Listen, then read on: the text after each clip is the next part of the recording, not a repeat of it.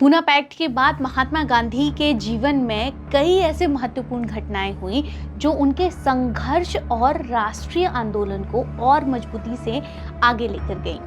Poona pact ने दलित अधिकारों के मुद्दे को एक समाधान दिया, लेकिन गांधी जी का आंदोलन जो था वो ब्रिटिश राज के खिलाफ अब भी जारी था।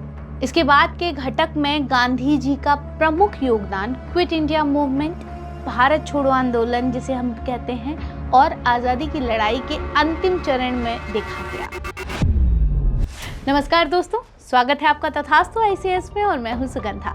तो आज हम बात करेंगे पार्ट 4 के बारे में। हम गांधी जी के जन्म दिवस को सेलिब्रेट कर रहे हैं और इसी सेलिब्रेशन का हिस्सा है हमारी एक ये सीरीज जिसमें हम पार्ट वाइज आपको गांधी जी की जर्नी बता रहे हैं कि महात्मा गांधी की जर्नी कैसी रही, देश की स्वतंत्रता में उनका क्या योगदान रहा, कौन कौन से आंदोलनों में उनका योगदान रहा और बहुत सारी बातें। तो आज का ये जो पार्ट है ये पार्ट 4 है और पार्ट 3 तक हमने बात करी थी पूना एक्ट तक। कैसे उन्होंने डॉक्टर अंबेडकर के साथ मिलकर पूना एक्ट किया, कैसे उन्होंने अंबेडकर साहब के साथ मिलकर पूना एक्ट हस्ताक्षर किया जो कि दलितों के अधिकारों को लेकर था। अब आज हम बात करेंगे कि उसके बाद की कहानी क्या है। तो चलिए शुरुआत करते हैं। पूना पैक्ट के तुरंत बाद गांधी जी ने सिविल डिसोबीडियंस मूवमेंट को फिर से रिवाइव करने का प्रयास किया, लेकिन ब्रिटिश सरकार अब और ज्यादा कड़ी हो गई थी, अब तक बहुत सख्त हो गई थी। उन्होंने कांग्रेस के नेताओं और गांधी जी के साथियों को बार बार गिरफ्तार किया। हर बार गिरफ्तार करते, हर बार नजरबंद करते और मूवमेंट को दबाने के लिए हार्श कदम उठाते। गांधी जी को ब्रिटिश सरकार ने जेल में बंद कर दिया था, लेकिन 1933 में उन्हें छोड़ा गया। गांधी जी ने जेल से निकलने के बाद अपना ध्यान स्वास्थ्य और सामाजिक सुधार की तरफ मोड़ दिया। इस दौरान उन्होंने दलित समाज के लिए और भी कार्य किए। उन्होंने हरिजन आंदोलन को आरंभ किया जिसमें उन्होंने छुआछूत के खिलाफ लड़ाई करी। महात्मा गांधी ने हरिजनों के लिए मंदिरों के द्वार भी खुलवाए, उसके लिए भी आंदोलन चालू किए। 1934 तक ये आंदोलन चले। ये समय गांधी जी के लिए सामाजिक सुधार के महत्वपूर्ण चरण का था। 1935 में ब्रिटिश सरकार ने गवर्नमेंट ऑफ इंडिया एक्ट पास किया जिसमें कुछ अधिकार भारत के लोगों को दिए गए, लेकिन गांधी जी इसे पूरी आजादी की दिशा में एक नाकाम कदम मानते थे। इसके बाद गांधी जी ने अपने अहिंसक आंदोलनों को थोड़ा धीरे चलाया और देश में कांग्रेस नेताओं के साथ मिलकर 1942 के क्विट इंडिया मूवमेंट की तैयारी की।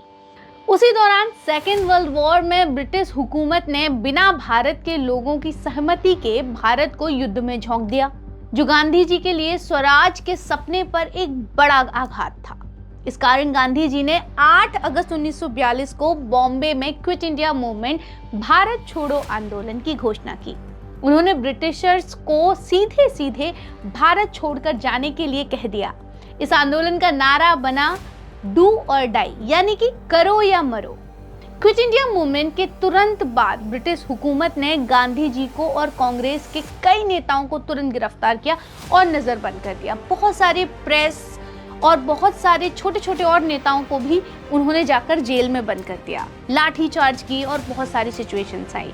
9 अगस्त 1942 को गांधी जी को पुणे के आगा खान पैलेस में नजरबंद कर दिया गया। यह आंदोलन गांधी जी के नेतृत्व में भारत के इतिहास का एक महत्वपूर्ण मोड़ था जिसमें पूरे देश के लोगों ने भारी संख्या में हिस्सा लिया।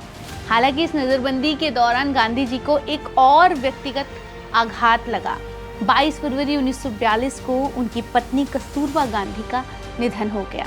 इस घटना से गांधी जी को गहरा दुख पहुंचा, लेकिन उन्होंने अपने आंदोलन को जारी रखा, अपने पर्सनल दुख को साइड में रखते हुए। क्विट इंडिया मूवमेंट के बाद ब्रिटिश हुकूमत को अब तक तो ये समझ आ गया था कि भारत पर अब ज्यादा देर तक राज नहीं किया जा सकता। 1944 में गांधी जी को नजरबंदी से मुक्ति मिली और उस समय तक उनका मनोबल और उनकी प्रेरणा लोगों में बना हुआ था। उन्होंने अपने समर्थकों से मिलकर आंदोलन को फिर से जगाने का प्रयास किया। यह समय ऐसा था जब ब्रिटिश सरकार ने गांधी जी से संवाद शुरू किया। फाइनली ब्रिटिश सरकार गांधी जी से बात करने के लिए राजी हुई। इसी दौरान उन्हें मोहम्मद अली जिन्ना से मिलने का भी मौका मिला।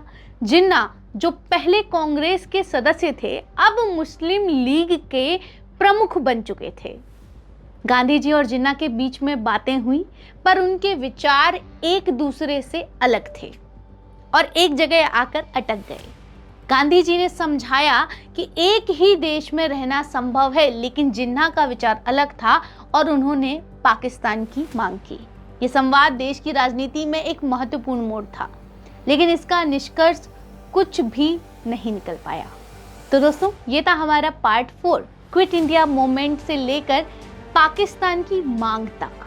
आगे क्या हुआ, कैसे मोहम्मद अली जिन्ना ने पाकिस्तान की नींव रखी, कैसे अंग्रेज जाते जाते भी भारत को 2 हिस्सों में बांट गए, कैसे 14 अगस्त की रात को पाकिस्तान आज़ाद हुआ और 15 अगस्त की सुबह भारत आज़ाद हुआ 1947 में। इस सब की हम चर्चा करेंगे अगले पार्ट में। So stay tuned, keep watching us, keep loving us. Thank you so much.